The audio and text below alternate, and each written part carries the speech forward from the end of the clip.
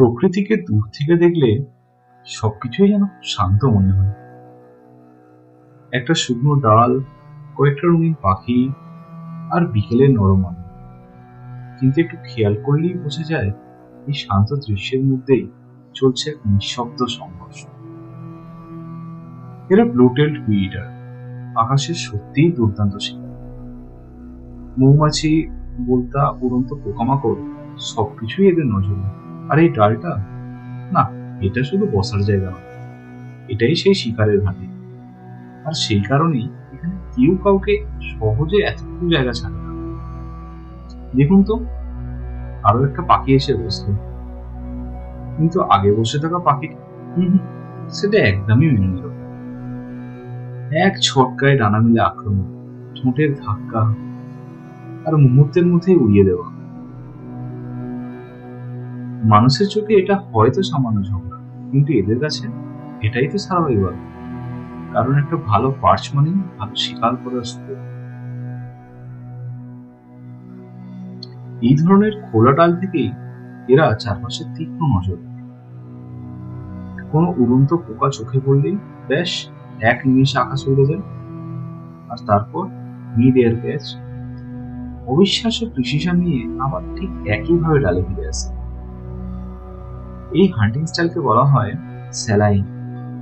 Bird ওয়ার্ল্ডের অন্যতম efficient Arial হান্টারও ধরা হয় এদের। আর হ্যাঁ, অনেক সময় এরা উড়ন্ত ড্রাগন ফ্লাই পর্যন্ত ধরে ফেলে। তবে মজার বিষয় হলো, বিটার নামটা কিন্তু এমনি এমনি আসেনি। মৌমাছি আর বোলতা এদের ভীষণ প্রিয় খাবার। তবে সরাসরি এরা ঘিরে ফেলে না, প্রথমে ডালের সঙ্গে পোকাটাকে বারবার আঘাত করে, যাতে হুল আর বিষ বেরিয়ে যায়। তারপর নিশ্চিন্তে সেটাকে খায়। সত্যি প্রকৃতির শেখানো কি অসাধারণ সার্ভাইভিং টেকনিক। তাই এই ছোট ছোট ঝগড়াগুলো আসলে এলাকা দখলের লড়াই। একটা ভালো ব্রাঞ্চ মানে ভালো ভিজিবিলিটি, ভালো হান্টিং সাকসেস, আর অবশ্যই নিচে থাকার বেশি সুযোগ। যে আগে এসে বসে আছে সে তার জায়গা এত সহজে ছাড়বে না। দেখুন না কিরকম মারামারি করছে এরা। অনেক সময় একই পেয়ার দিনের পর দিন একই ব্রাঞ্চ ব্যবহার করে। এই ছোট ডালটাই তখন তাদের টেরিটরি হয়ে ওঠে।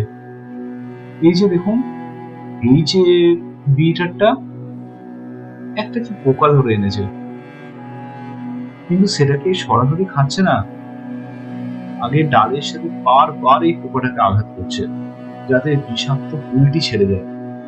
তারপরেই সে এটাকে খাবে।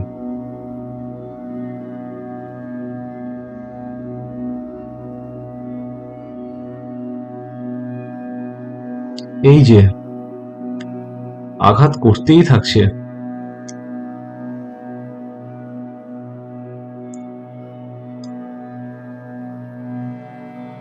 কিন্তু পারবে কি হুলটা ছাড়াতে, পোকাটাকে গিলার চেষ্টা তো করছে না।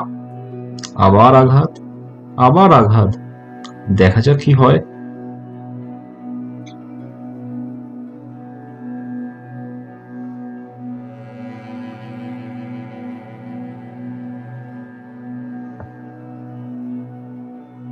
করতেই থাকছে, করতেই থাকছে। গেলার চেষ্টাও করছে মাঝে মধ্যে।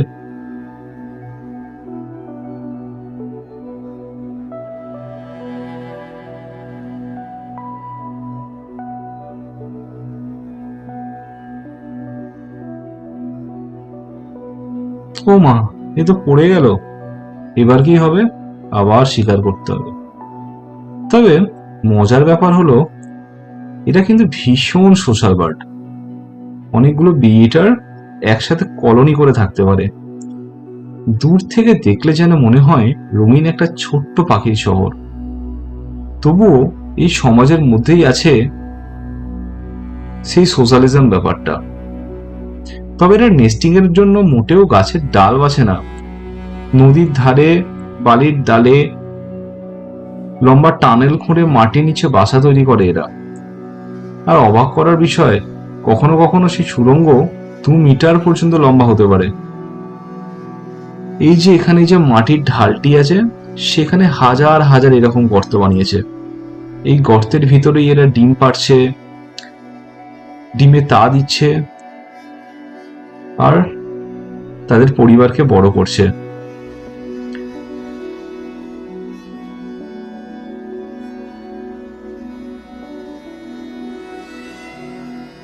নীল লেজ, সবুজ শরীর, গলায় সোনালী আভা। প্রকৃতি যেন সত্যিই নিজের হাতে রং করেছে এদের। কিন্তু এই রং শুধু সৌন্দর্যের জন্য নয়, আলো আর পাতার ভেতরে এই রং এদের ক্যামোফ্লেজ হতেও সাহায্য করে। মানে সুন্দরও, আবার ভীষণ কার্যকরও।